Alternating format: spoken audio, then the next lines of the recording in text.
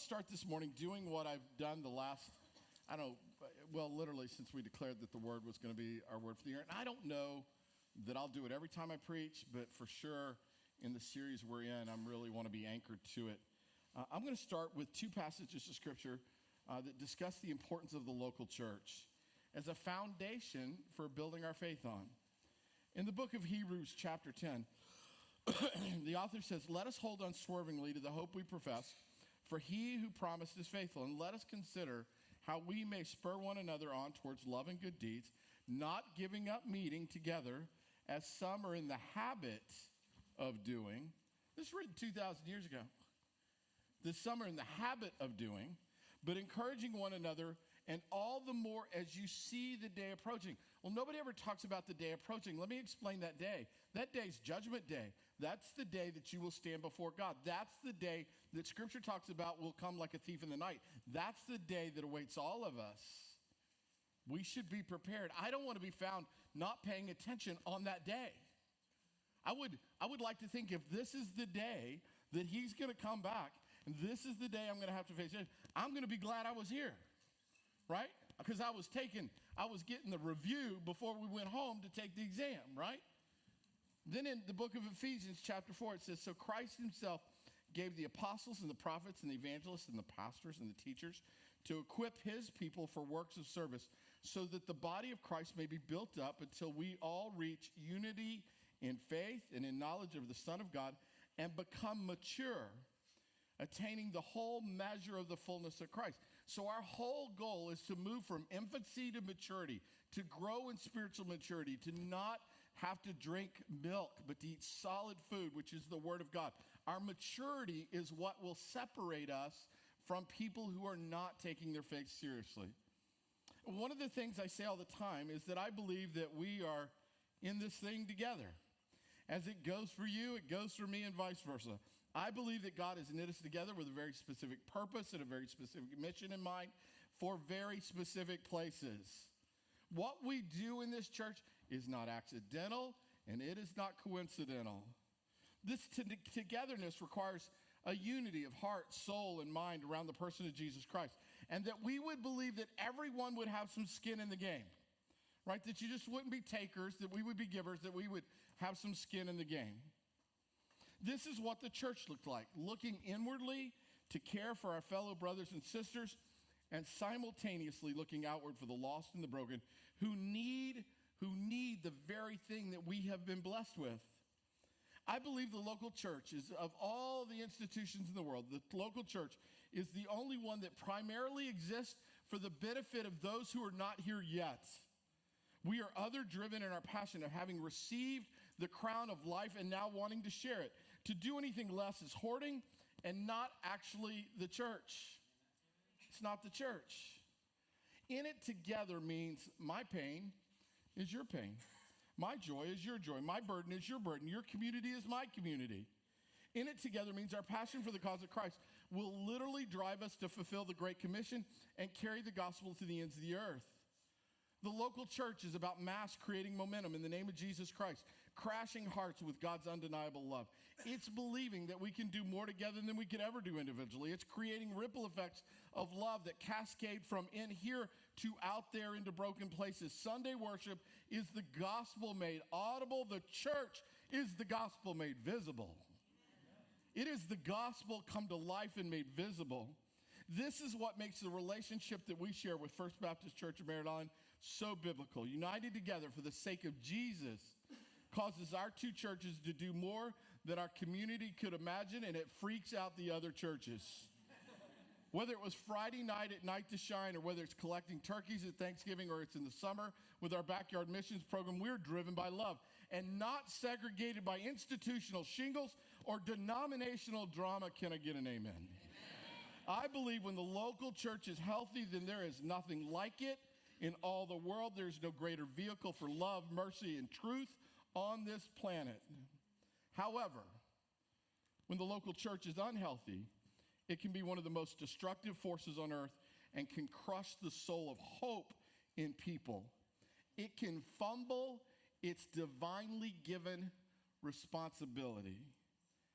Georgianna has been following an Acts 2 model for our definition of church from the very first day I stepped on this campus.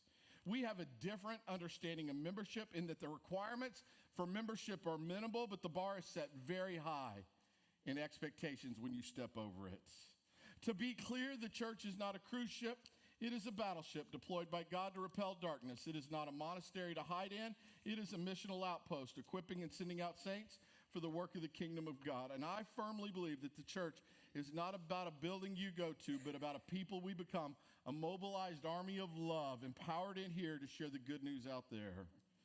You can no more be a follower of Jesus Christ apart from the local church than an astronaut can go to the moon on a paper airplane. People tell me all the time, hey, Pastor, I don't need to go to church to experience God, right? They see me coming. I mean, it's like at Publix, like I've got a Publix run I've got to make. So if you want to come see some fun, it's like NASCAR. I go to Publix and people race around Publix to get away from me, right? I see them. I go, you weren't in church. And so I go down the end caps. It's a game. It's my Sunday afternoon joy. Even a pastor has to find a hobby, that's all I'm saying, right? Here's what people tell me all the time. They say, listen, I don't have to go to church to experience God. I can experience it at the beach or in the boat or golfing. And golfing seems to be the place men want to tell me they find God most often. Or hiking. People say, I went hiking, I experienced God. And listen, I think that's true. I experienced God beautifully when we're at Dee Dee's family's mountain place. I just love being up there. I really experienced God closely up there. I tell you where I experienced God in some incredible ways is standing or sitting on the porch at the Quadabaque orphanage and watching our girls play in the yard. I experienced God in ways in that moment, man, God just comes real for me. And I believe you can experience God in all these places. After all, God made them, right? But a triune God built us for community. What I'm saying is that you cannot, do not miss this, you cannot be a follower of Christ apart from a local church. It is impossible. Christ has a bride. Christ is not single. Christ is not the Lone Ranger. Christ has a bride. I never understand why anyone would ever miss being here on a Sunday when they could be here. I never get that. I'm never going to get that. That's just my phobia. That's my thing. I'm just going to be honest about that. Some people say to me, Pastor, I just need a break from church. Like, really? Coming on Sunday, it's that burdensome to be here? Wow, that was really burdensome to be here on Sunday. Seriously? You just need a break from church? I used to wonder sometimes why the author of Hebrews had to write that passage 2,000 years ago. And then it occurred to me, it's because people drift. They drifted, obviously, 2,000 years ago, and they drift today. But here's what I believe. You don't drift from what you really love. No one drifts from what they really love and are committed to. Here's an example. Can you imagine if I said to Dee Dee, hey, I'm just going to take some time off from our marriage. Just going to take a little time off. Don't want you to worry. Don't want you to panic. I'm just going to take a little time off. And I'm going to get back to you when it's convenient for me. You just do your thing, keep our house, all that going, and I'll be back. Or how about not even telling her? I just disappear for 7 weeks. And then I show back up like I never left. Like I just walk back in, expect things to be like they were the day I left. And then I present her a list of demands of the things that it was going to take to get me to stay and be happy, right? Can you imagine Dee Dee's response to that? Those of you who know Dee Dee know that it involves surgical equipment and lots of ER visits, right? But I think if I did that, here's why I tell you that. This happens in the church all the time. All the time. I want to be very clear. There is no perfect church, and we aren't it. We are far from perfect, but I do believe we're getting it. That we are surrendered to the movement of the Holy Spirit, and we will not ignore it in this place. I love this church because the Spirit of God is active here, directing and dictating our mission. Nick Ripken, in his book, The Insanity of Obedience, which is an incredibly powerful book about persecution, says there are 5 distinct definitions of Christians in American culture. He said the first one, there are census Christians, these people who are asked to check a box on religion would have to check Christian because they know they're not atheists and they know they're not agnostic and they know they're not Muslim or Buddhist or Hindu. So they're census Christians. The second group is what are called member Christians. These are those who identify with a particular brand. They might say, I'm Catholic or Methodist or Presbyterian or Baptist or something. They identify with a brand. But it has nothing to do with actually showing up on Sunday morning. This is my brand. These are my people, and this is what I associate. I mean, Georgianna has its fair share of folks that would say Georgianna is their church, but they are never here, right? I mean, I always love to meet people who tell me they attend Georgianna, and I've never seen it before in my life. Like they'll go, oh, yeah, I go to church, and you're a pastor, yeah, and I go to Georgianna. I go, really? And they don't know who I am. Been here 16 years, right? I mean, they don't get it. Then number 3, there are hidden Christians. These are people who believe secretly because a public declaration of their faith would be too costly. It might alienate clients. They worry about who they might offend or what others might think of them or that others might ridicule them for their faith. And then there are what we call practicing Christians. These are people who actually participate in the life of the local church a little bit, mostly just on Sundays. Sunday becomes the one day of faith expression in their life, and it's more ritual than commitment, more appearances than application, more of a, hey, I was here so I could be seen, so people would know, hey, I'm a church-going guy, right? Then Nick says, finally, there are genuine, sold-out believers in Jesus Christ. He said, these are people for whom Jesus is central in shaping in every aspect of their life. Every fiber of their life is filtered by this book, guided by the Holy Spirit and anchored in the life, death, and resurrection of Jesus Christ.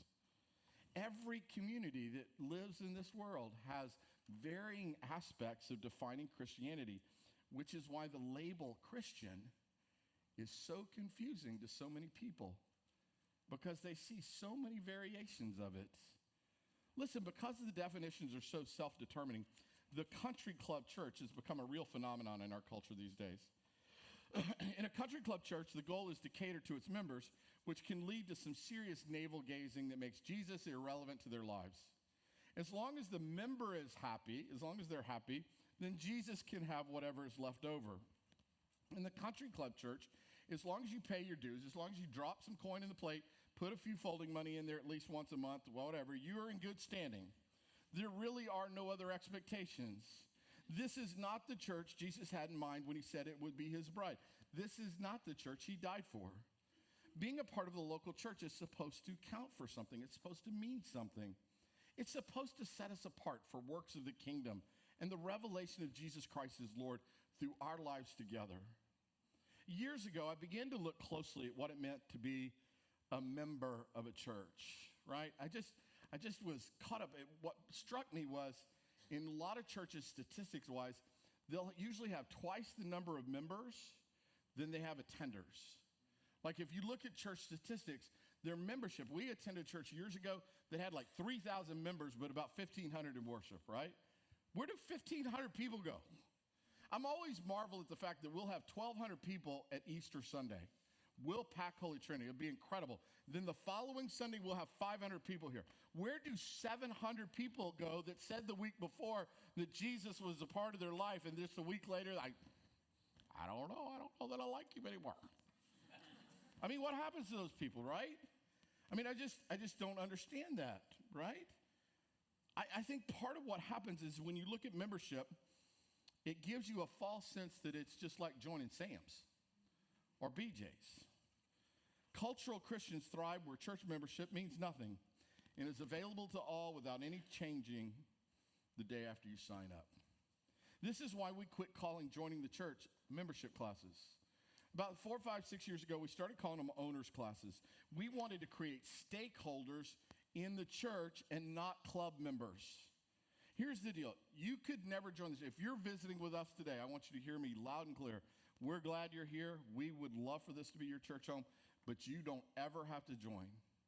If you never join, we're going to love you like we love the person sitting next to you who may or may not be a member. We don't know. A lot of times we don't know. We're going to love you unconditionally.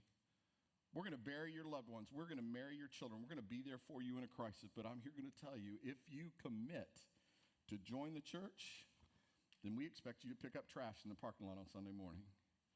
We expect you to walk by a trash can in this church and see that it's full and think, somebody needs to carry that out. Oh, I'm an owner. I need to carry that out. I expect us to police this room because why? We're owners, right? We're investors, right? Right? Why wouldn't we do that? We're investors in the kingdom of God with our time and our talent and our graces. So if you don't ever want to join, that's fine. But if you join, trash pickup is on you, right? The truth is being an owner cuts through the fabric of cultural Christianity. Being an owner means that you are vested in a covenant community of faith in Jesus Christ. With this definition, cultural Christians either flee from the church like ours, or a light goes on inside their head that points to transformation.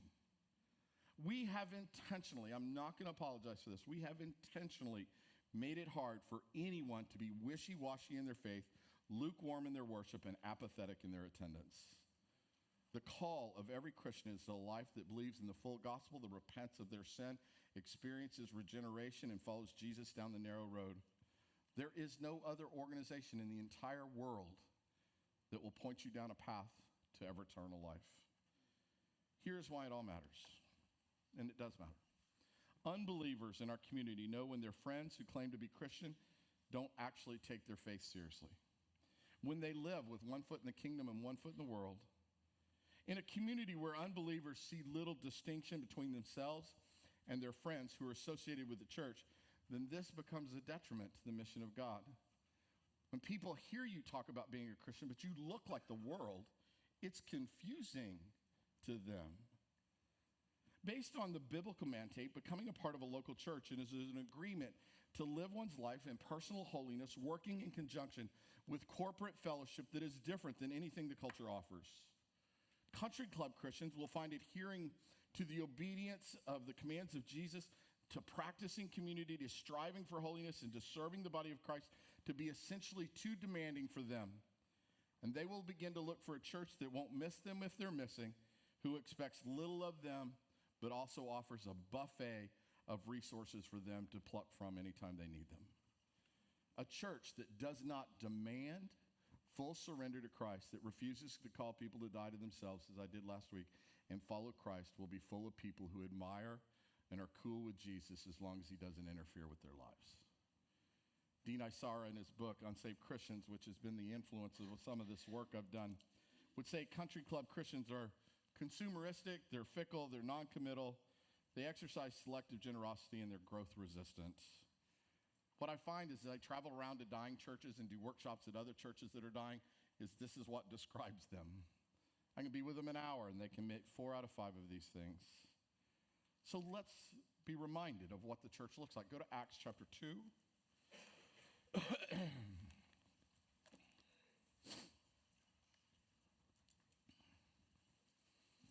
You find the church has just been birthed.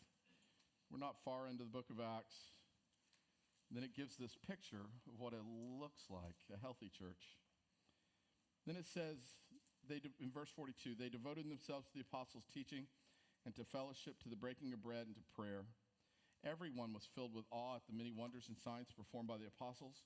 All the believers were together and had everything in common. They sold property and possessions to give to anyone who had need.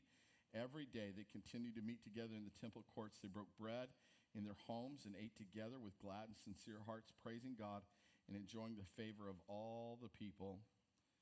And the Lord added to their number daily those who were being saved. See, I don't want you to miss this. There's all this internal activity happening inside the church, but it was so significant and so countercultural that it caused other people who were on the outside to go, I want some of that, and people got saved. You want to be a church that is so attractional with the truth that people go, there's nothing in the world like this. I want some of this. Everything we do as a church is filtered through this biblical picture of what a healthy church looks like. Every barometer, every measuring stick we use is laid next to this passage for evaluation and comparison. Acts 2 is the benchmark for what we think it means to be a healthy church. One of my favorite quotes is, individuals win games, but teams win championships. I believe the concepts of team and community are synonymous. Unfortunately, we live in a world of individualism where everyone has an agenda. But with the team, every decision is based upon how it affects my teammate, how it affects someone else. It trusts that if I do something good, and whatever that good is that I do for my neighbor, then it'll eventually be good for me. But this swims against a culture that says that you can get what you can while you can, no matter who it hurts. The byproduct of this selfishness and individualism is there is now a spirit of complaining that has descended upon the local North American church. Did you know that more than 50 pastors a week leave ministry? 50 a week, 200 a month. 2,400 a year, men and women called by a holy God to give themselves to life inside the local church, and they quit and they leave. And you know why? Because the churches are toxic and they're destructive and they're backbiting, and friendly fire has become the norm in these churches. And the beloved bride of Christ has become haggard and worn down, and it's done because of external conflicts and attacks as well as internal apathy, people not willing to draw a line in the sand and take a stand. And every time I guest preach, I started doing this about 12 years ago. Every time I go somewhere and guest preach or do a workshop, I always say this 100% of the time, everywhere I go. I remind that church when I'm there, I say, because it's something their pastor won't be able to say. So what I say to them is, listen, if you won't protect your pastor, nobody will. If you won't stand in the gap for your pastor and his family, nobody will. If you won't line up to take a bullet for your pastor, trust me, nobody else is going to do that. If you do not pray for your pastor, no, nobody else is going to do that. Because you know why? Nobody thinks the pastor needs any of those things. I mean, he's the pastor. He's the shepherd, right? I tell them, listen, you want your shepherd to stay? Then you should do those things. And it's truth, people. Did you know that 85% of all Protestant churches in America never break the 200 barrier? That's 4 out of 5 churches in America are smaller than 200. In fact, the average size church in America is 64 people. Now, to be clear, bigger is not always better. I have a friend that pastors a church, large church in Minnesota. He has 15,000 members. He says, I have 15,000 more problems than you do, right? But here's what I would say. If you're not growing personally in your faith, if you're not growing corporately in worship, and you're not engaging acts of service and outreach, are you really the church? Or are you just a club that gathers once a week in a pretty building with stained glass? The North American church is clearly in a well-documented decline, and it's partly because we've lost sight of what a real spiritual community is. The number of faithful are not being added daily. We no longer have everything in common. In fact, in most churches, they'd rather be defined by politics, social issues, and cultural standards than by Jesus. They'd rather let Hollywood divide us than Jesus unite us. When did loving your neighbor become something people said and not something people did in the church? I want to close with this today. I thought I'd talk a little bit about why I love our church. Now, I want to be very clear. This is not because I get paid to love our church, although some days. I want to be clear that it's not because of my appointment, which is an archaic Methodist system of appointing and placing me here once a year that people vote on. I am not going to tell you why I love our church because our buildings and our property is beautiful, although they are, and it's lovely.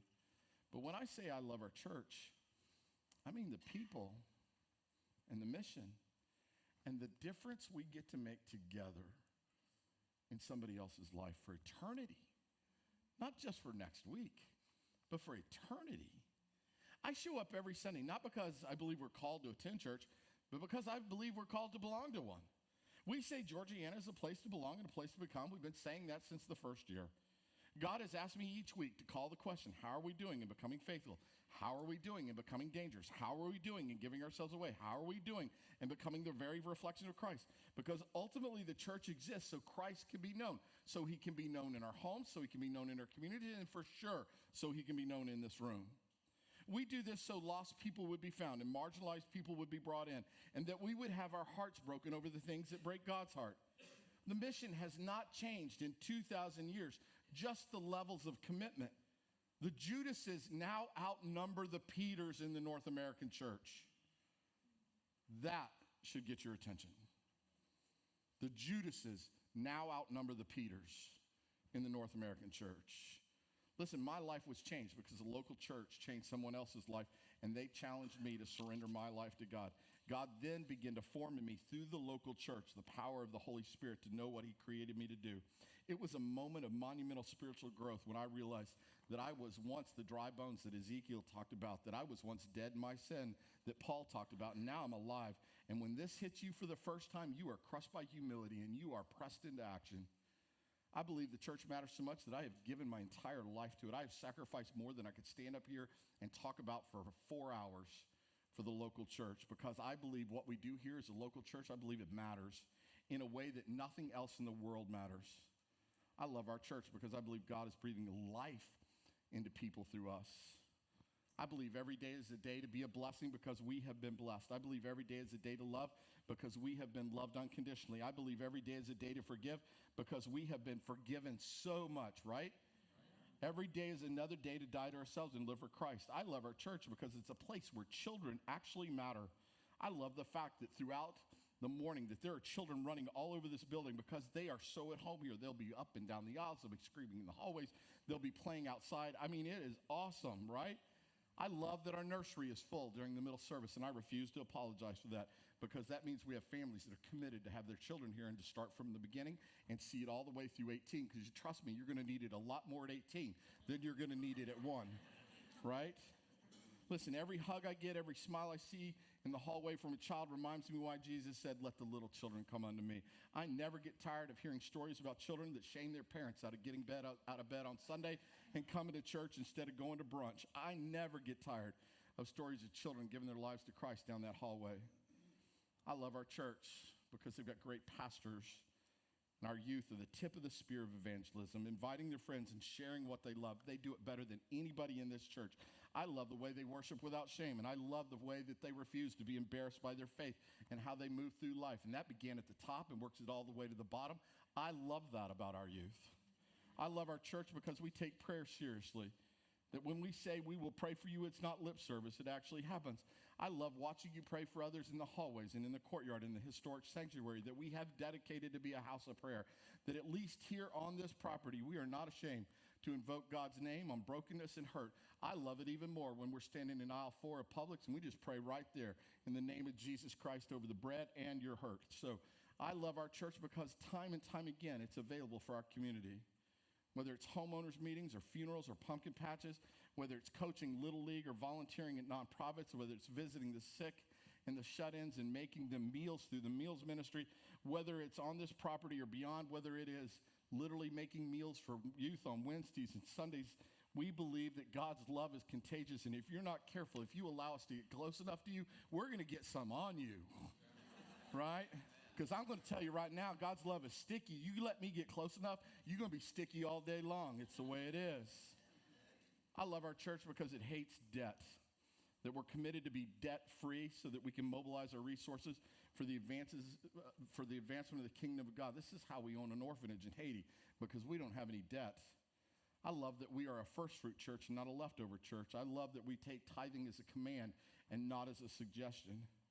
I love our church because it believes in missions, that when we do for the least of these, then we've done it for Jesus. I love that many have committed their lives to seeing God's love exchange between the most broken in the world and the unsuspected broken, which is us. That every outreach, every communion offering creates a ripple of love that did not exist before we stepped in and were like Christ in the world. I love our church because we're leaving a legacy. That the commitment a small band of faithful people made in 1886 will not be taken for granted by this pastor. And that we know that we are a part of a privilege of being a part of a church that will meet here 135 years from now for my great-great-grandchildren. If we don't screw it up, if we don't drop the ball, if we don't let the torch go out, if we are faithful to what God has called us to, there will be this church here 135 years from now. This is what a legacy means. It is not about your fame. It is about the glory of Jesus Christ. And it is a way that we can honor the past, but also acknowledge that God is also, He is pouring new wine into new wineskins every day, and we get to be a part of that. I love our church because there are some people that every Sunday park down the hill and walk up, so some of you can park close. I love our church because there are people who come on Saturday to make sure that you have coffee for your addiction and sugar for your diabetes. I love our church because there are people who weekly make sacrifices, Sunday school teachers, trustees, parkers, ushers, youth volunteers, people who feed and care and work, and all of them do it without fanfare, and none of them have gotten a parade. These are the Hebrews 11 people in our church. These people know that they're not members to be served.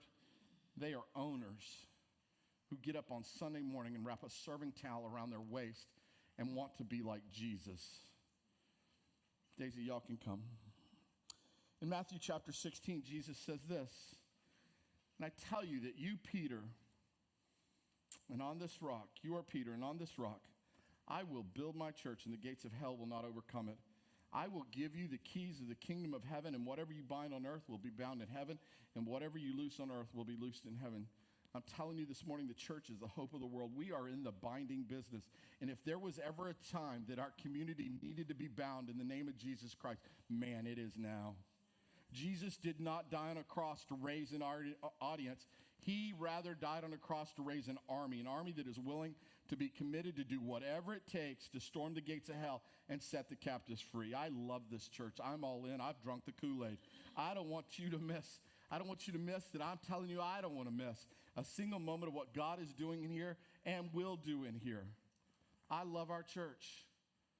I love you guys. There is no place I'd rather be or a group of people that I'd rather do this with, believe it or not. Thanks for allowing me to serve and be your pastor. I believe the best is yet to come. I believe that God's going to do more than we could ever imagine if we would only trust him with our faith and put it out there. The question I have for you this morning is, do you love it too? Do you love it too? Do you believe the best is yet to come? Because you need to know, as your pastor, I have no interest in becoming a country club where we pay our dues, come and go as we please, get our needs met, and never make a difference in the life of another human being. But the local church, the real local church, the actual bride of Christ, now that's a mission I can die for. That's an army I can join. How about you? Can you join that army? Are you an owner? Or are you just renting a seat in here on Sunday?